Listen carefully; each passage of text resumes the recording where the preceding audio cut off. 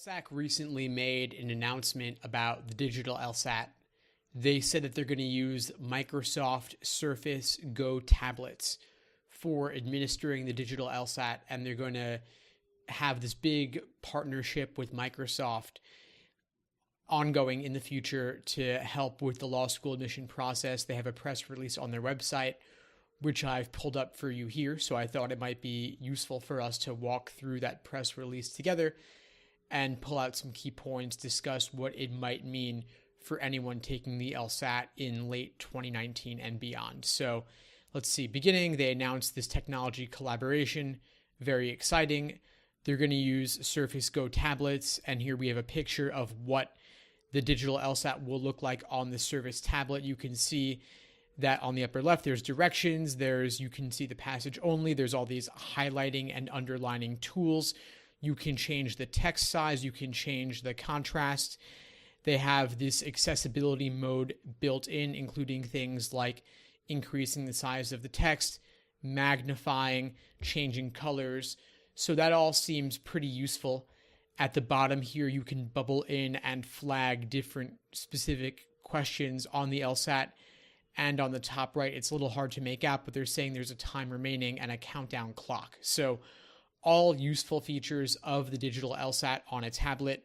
Of course, the countdown clock also means that you don't need any special watch for the LSAT. There are all these people trying to capitalize on stressed out test takers, charging $40 or more for a watch that proctors may not even allow into the room on LSAT test day. So don't waste your time with any of that. Get a simple analog wristwatch for like $10. Casio has some, and you can use that for your practice aside from the countdown clock you'll have on the tablet itself, of course. Let's see what else they've got here.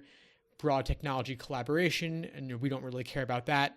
Lots of range of initiatives. Again, that's just kind of corporate bureaucracy speak. Keeping up with technology. Yeah, LSAC definitely wants to do that. We're getting into computerized LSAT here. Big changes, of course. Some general stats on the LSAT and how prevalent it is. Lots of administrations. More than 99% of people take it, of course. Only a few are taking things like the GRE. And then there's a handful of really low-ranked law schools that might not even accept the LSAT at all or might not even require it at all. You don't want to bother with those. They're getting thousands of Surface Go tablets, and retail, those are about $550. I'm sure LSAC is paying less due to this partnership, buying them in bulk. But yeah, that's part of the reason your LSAC test fees are going to be so high going forward. Custom software, lockdown for security, that's all pretty much a given.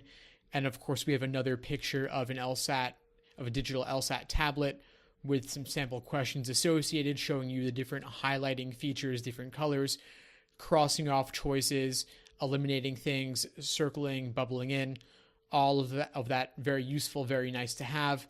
You could have also done it just as easily on pencil and paper, but LSAC is trying to catch up with the times.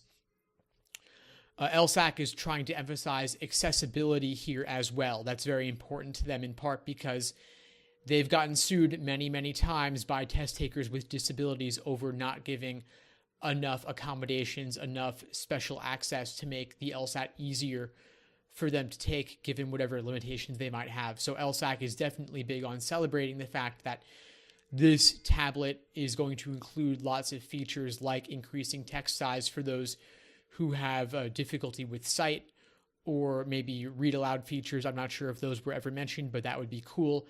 So increasing text size, being able to magnify, those are kind of the biggest accessibility features you have here. I think screen reader refers to reading things out loud for those who have special accommodations. That would be very useful as well. Of course, the kickstand means you can stand up the tablet a little bit, so you have some flexibility when you're reading the text of the exam. Again, just to summarize here, they've been working with Microsoft for quite a while now. Long term, they're going to separate the writing section from other portions of the test. That's going to be pretty cool. So you're going to have that writing sample administered on a secure online platform. What that means is that you won't necessarily be doing the digital LSAT writing sample on the day of the test itself. Instead, what you might actually do is take the writing sample at home, proctored with a video camera to make sure it's you really doing it. And of course, strictly timed to 35 minutes as well, but you won't be doing it at the end of doing 5 LSAT content sections when your brain is fried. You won't be forced to stay there for another 35 minutes. You'll be able to do it at home, probably at your leisure on your own time. Of course, strictly timed and proctored with a video camera for security, your webcam on your computer, but that'll be a nice change. There's no reason to force you to be there to do a writing sample when they don't have the same security considerations about topic and things like that. It just isn't really weighed the same. So it doesn't surprise me they'll let you do it at home. Also, you'll be able to type it on a keyboard. That's pretty nice. No one writes things by hand anymore. I know my handwriting has become terrible, and my hand gets tired from writing for 30 minutes or more because I'm just not used to it. I'm typing almost everything these days, as I imagine you are too, unless if you're in college and still taking notes by hand, which is actually a good thing to do, but that's another point. So not conducive to their best writing as an explanation for why they're doing the writing sample remotely. That makes sense. When your brain's fried, you're not going to write well. But this stuff on the writing sample, it's really not the most important thing here. I think what's much more important is seeing what the digital LSAT looks like, seeing that it's going to be on a tablet, seeing some of the features associated with it. That's what I think is really the most important part of this announcement, that it's going to be on a Microsoft Surface Go. If you can afford it, it's probably worth getting a Microsoft Surface Go. Again, it's a little over $500 retail at the moment, but if you can't afford that, no worries.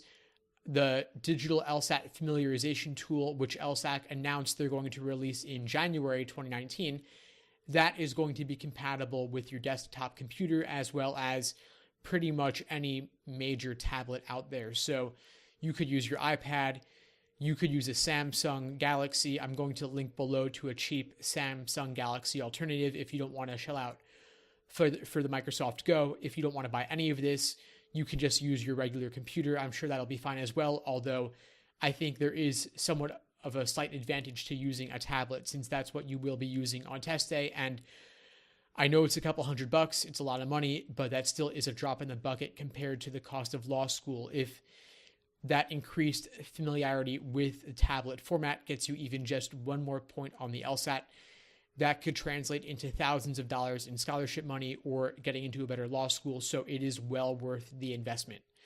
Anyway, I have many other videos on the digital LSAT linked below this one. If you'd like to find out more, I have a whole playlist of them. And if you have any questions at all, please feel free to reach out. I love hearing from students and I'm happy to help however I can. In the meantime, I wish you all the best and take care.